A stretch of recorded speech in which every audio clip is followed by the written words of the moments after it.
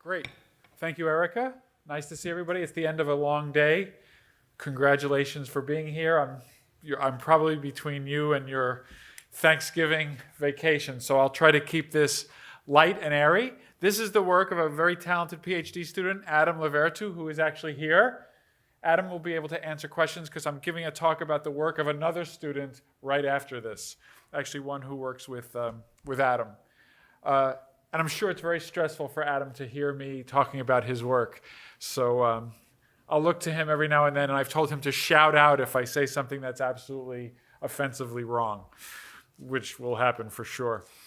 So we're talking about real-world drug and adverse reaction lexicons derived from Reddit.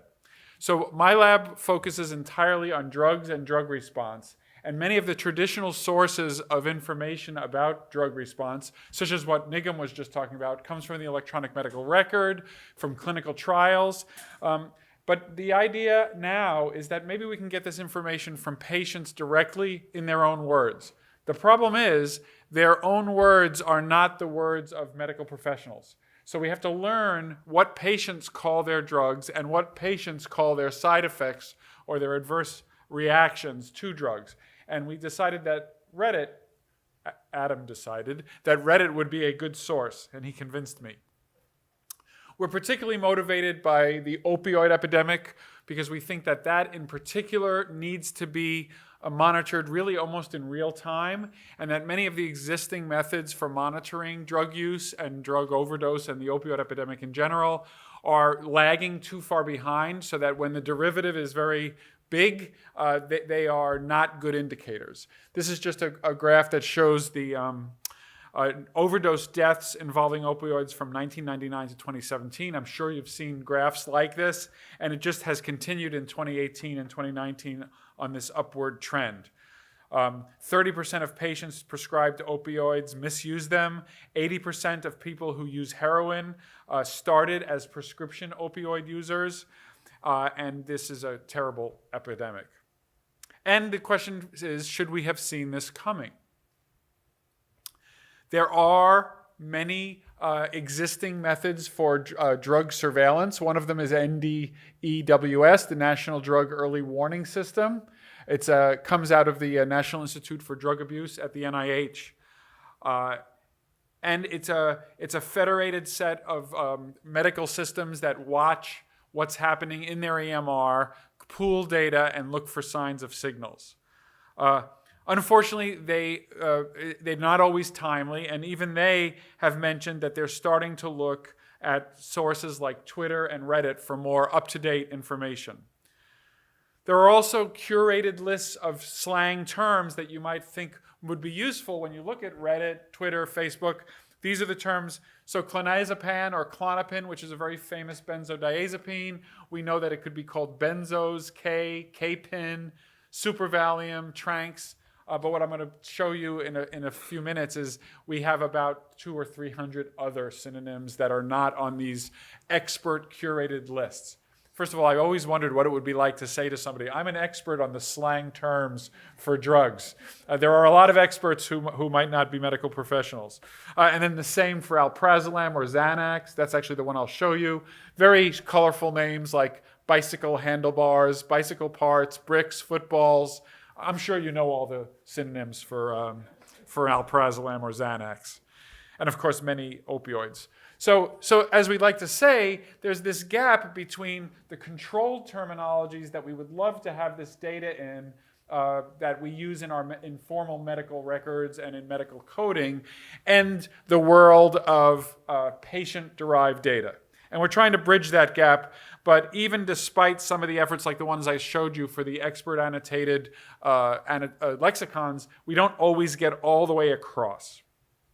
So Adam fixed this using natural language processing and public available data in Reddit to mine both drug names and adverse reactions. And I want to tell you a little bit about how we did it and then some of the fun findings and applications. And then previous efforts are limited. I won't focus on that. We used something that you may be familiar with if you're a data science person. It's a word-to-vec, which is a way to take words and understand what they mean by looking at the words that surround them. It's a good idea. John Firth in 1957 said a word is characterized by the company it keeps. And so we can take words and we can encode them in fixed length vectors that basically summarize the sets of other words that they're around.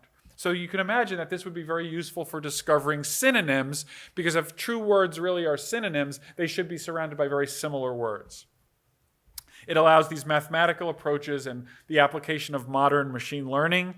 So we're going to train these are called embeddings, when you go from a word or any kind of concept to a fixed length vector. Very hot topic in computational sciences these days, and it's called embedding. Available word embeddings do exist, but they're limited. Adam and I would have loved to use somebody else's embeddings, but medical terms are different from other words. They're rare. Many of the methods were not optimized for performance on the kind of text generated by real people. They often missed short phrases because they were literally only looking at words, and sometimes you need to look at phrases. And they are often generated from high-quality data sources, which is normally a good thing. But when you're worried about misspellings, slang, stuff like that, you actually want the noise, because you want to learn on the noisy data, which is what you're going to be getting from patients.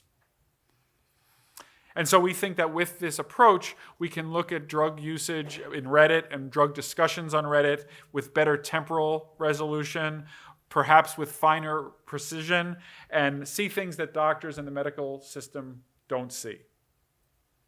So Reddit data is perfect because it's low quality data. This is my favorite part of the talk. It's not curated, it's low quality, it's filled with misspellings and slang, it's redundant, it's generated by the lay public. In short, it's perfect for this work. And if you don't know Reddit, it's this website which is organized into discussions, and it's highly branching. You can discuss almost anything on Reddit, and there are many parts of Reddit that are devoted to health, including r/health. They're always r/something. So there's r/fast cars, r/good food, r/health. So that's what we focused on. And if you look at Reddit, you can see plenty of mentions. This is in thousands. More than 700,000 mentions of marijuana, heroin, cocaine, all your favorites. I don't mean to presume.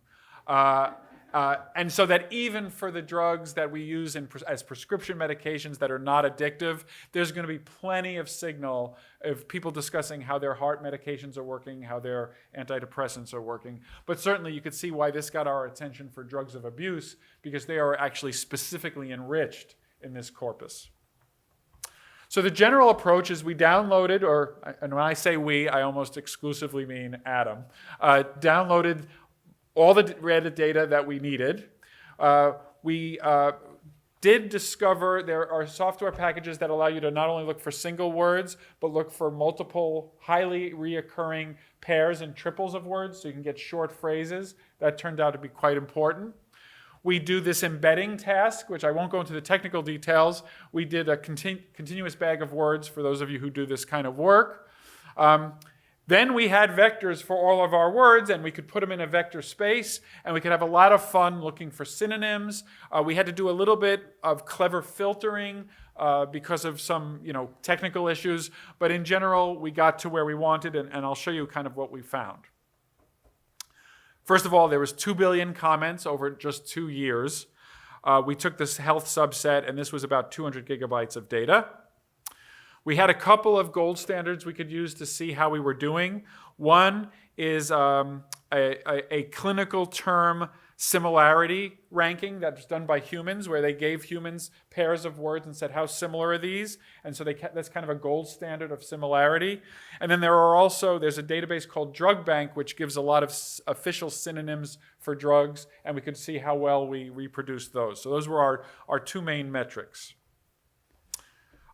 Adam showed that tuning the parameters was quite important. So the default performance, this is a whole bunch of different parameter settings for the Reddit corpus. And you can see that it ranges from, the best performance would be in the upper right corner. And if you just take the default settings for the embedding software, you get something in the middle with a performance around 55% on these two gold standards that I mentioned. But if you optimize, you can get up to almost 70%, where you're doing very well on the drug bank synonyms and very well on the expert curated synonyms. So we, of course, took those parameters, and you can also do very, very poorly. And so this was kind of a technical contribution of the work, telling people that they do need to pay attention to the parameters.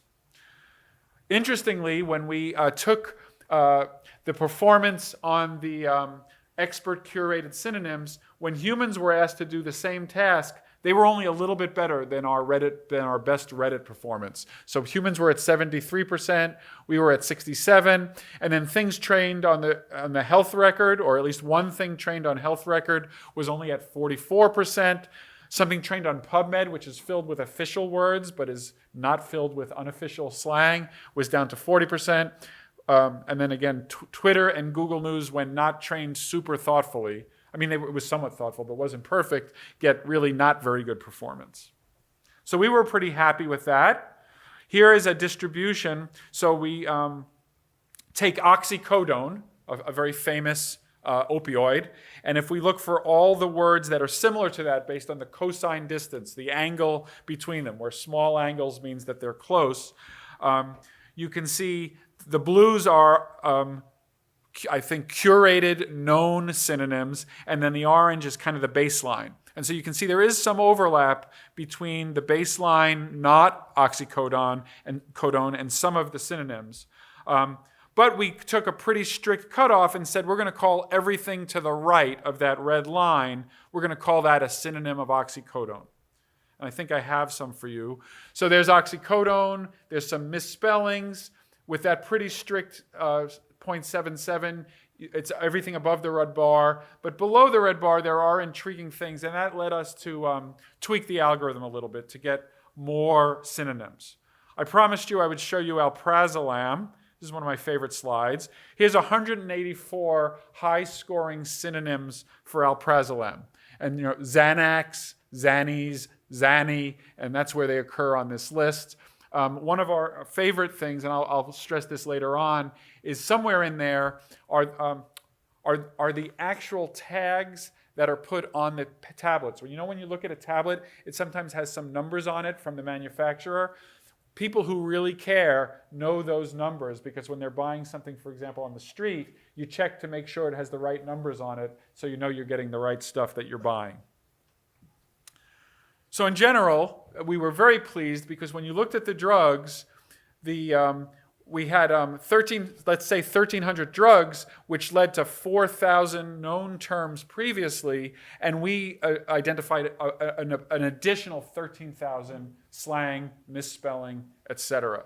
Same with adverse reactions, where we found a whole bunch of new terms. So we can map now from a word like vomit, which might be the formal word in the terminology, to, forgive me, barf or whatever as a slang word that might appear in Reddit. Now Adam validated this in many ways. He looked for exact matches. He looked for obvious misspellings, phonetic overlap where the words would be pronounced similarly, pill impressions. This is what I was telling you about those numbers. There's, of course, the Urban Dictionary, which is an online resource which has slang in it, so he could look there. And he also just did Google searches and saw, if you search for alprazolam, what do you get in the top hits, and are any of those top hits containing text that matches your proposed synonym? So there is an example of oxycodone, which has A51 on the pill, and A51 came up as a synonym. And we didn't really understand why initially, and then it became clear that we were picking up all these pill impressions, especially for the drugs of abuse. We also saw the phrase barred out, and it turns out that in the Urban Dictionary, barred out was used as a synonym for Xanax, or alprazolam. Okay, so that worked out well, and we were able to add a lot of misspellings, a lot of pill impressions, and as you saw, thousands of other synonyms. So you might say, well, does this really make a difference in terms of the kind of downstream data mining that we're going to do? Remember, we would like to try to, for example, monitor use of drugs, monitor the mentions, also associate drugs with new side effects. Well, it's pretty big. If the known names are in purple, And then the synonyms are in light purple, slangs and misspellings. You can see that for some drugs like nicotine, marijuana, we're getting a huge add-on. For other ones like kratom, everybody just calls it kratom, and there's very little that we added. But on average, we added a lot. And so we published this. It's available to anybody who's now mining any kind of lay person generated text, and we hope people will use it. And of course, we're going to use it. I'll tell you a little bit about that in a second. We did have some failures. It's discussed in the paper. I'm not going to focus on it because it's the Friday before Thanksgiving. Why talk about failure? We also generated this spectacular picture. So this is a two-dimensional projection of all drugs onto a two-dimensional space, of course, where we've grouped some of them together. So, for example, all of the opioids are up in the top in purple. So you might be able to see them up there. There are cancer medications that are kinase inhibitors, a whole different class, down on the pink level. And then we actually got some plants and flowers and stuff which are interesting because some natural products are used as drugs, and so you kind of can see why they would be there. So the last story I want to tell is the other half of the story, which I'll only tell in a third of the time, which is adverse drug events and our ability to distinguish and to detect and distinguish them. So we care about adverse reactions because we'd like to discover new ones.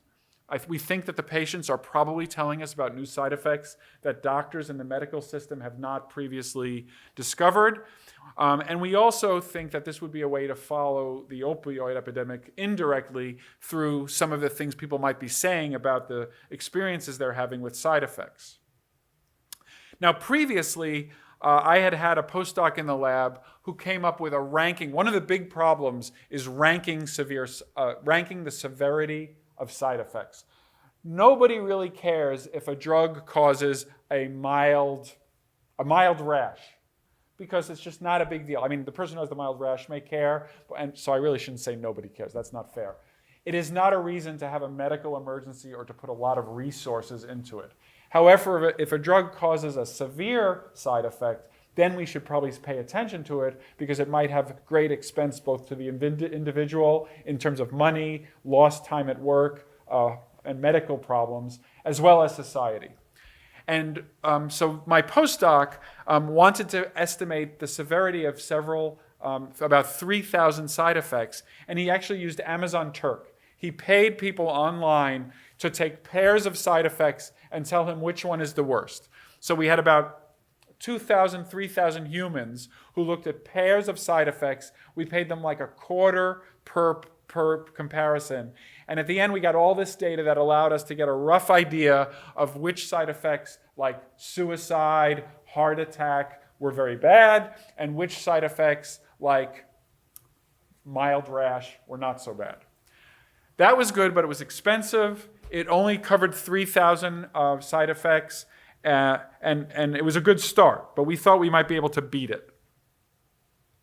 So we did the same trick. I'm going to skip this.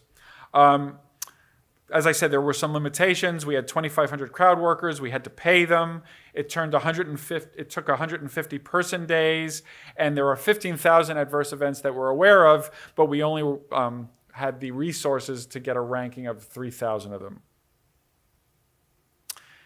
So then Adam had a great idea, which is he took the ADRs, he did the same trick that I showed you for the drugs. So imagine the same kind of graph with all the points showing not drugs, but different types of side effects and all of their synonyms embedded into a two-dimensional space. In other fields, they have done some interesting work in the area of sentiment analysis, like do people think something is good or bad? And one of the ways to do it, if you can see it in the upper right there, is you take something like love, which is in the upper left, and something like hate, which is in the lower right. And you say, okay, we have something that people tend to like a lot, and people that, in fact, they love it, and something like hate, which is very negative. And then you do a walk from hate to love and check where all the other concepts in between lie in terms of, are they closer to love, which is positive, or are they closer to hate, which is negative? And that allows you to rank all objects in the space with respect to how positive or negative they are. So Adam's idea was, we know some really bad adverse events, and we know some really mild ones, both from the previous work of my postdoc and also from common sense. So let's use those as the love and the hate, and then let's rank all 15,000 side effects based on where they lie between the two. So he did this. I think I have a picture. So there you have severe side effects in red and benign side effects in blue in this projected space, similar to the ones I showed you for drugs. But now these are adverse events. You do random walks from red to blue to just see what kind of sites get visited and how close what nodes are visited, the black ones, and whether they're mostly closer to red or closer to blue. Then you can color everything on a scale from red to blue in purple. And then you can get, for every object in the network, you can get an estimate of the severity, with the most severe on the right, the least severe on the left, and you can see a big mountain of average severity with pretty good resolution. So first of all, when we went back to the 3,000 that my postdoc had ranked, very good agreement, correlation of 0.7 almost. That's only for 3,000, though. We did 12,000 plus synonyms. And so here's one of my favorite pictures. We took this simple concept of abdominal pain, but then took phrases of abdominal pain, such as minor stomach cramps, extremely painful stomach cramps, upper abdominal pains, and we mapped that onto the space. And what I really like about this is, even for this one symptom, abdominal pain, we're able to spread it out based on the modifying text that allows us to tell which ones are minor, which ones are major. So we feel now that we not only have a way to recognize ADRs, but we have a way to estimate their severity. So now, working, for example, with the FDA, we have a discussion with the Food and Drug Administration about looking for unrecognized side effects that are mentioned either in social media or even in official FDA documents, but they didn't realize these are severe and we might want to pay more attention to them while we're following the use of drugs. So we've predicted a bunch. In another project, we predicted a bunch of drug-drug interactions. We literally predicted thousands and thousands of interactions, and now we know which ones to focus on, the ones that are getting really high severity scores. And you can not really worry about the other ones. We believe that they're true, but they might not be significant. So that's one example of how we're using this severity ranking for useful applications in the discovery of drug-drug interactions, which, as you probably know, are a huge cause of problems in medicine. People are on 7, 8 meds, and they can have interactions that cause more problems than the disease that they're treating. So that's my quick Thanksgiving story. I want to thank Adam for his incredible efforts. I apologize that I won't be able to stay for questions, but Adam is here, and I'm sure you're all tired. And I want to give you that flavor of how we're using kind of these modern data science tools to approach real-world problems in health, medicine, and drugs. So thank you very much. Thank you, Russ. It's been a very exciting day. I think it was exciting 2 days as well, and I think you are right, too, about the Friday afternoon before Thanksgiving. So with that, I would really like to thank everyone who participated at this event, faculty, students, our members, our prospective members, our special guests. I'd like to thank Jason and Malwana, who are out, Malwana, who's out front, who have helped coordinate this event. And we look forward to hearing from you, maybe after everyone gets done with their travel and enjoys Thanksgiving. So thank you all so much, and I hope you have a good weekend.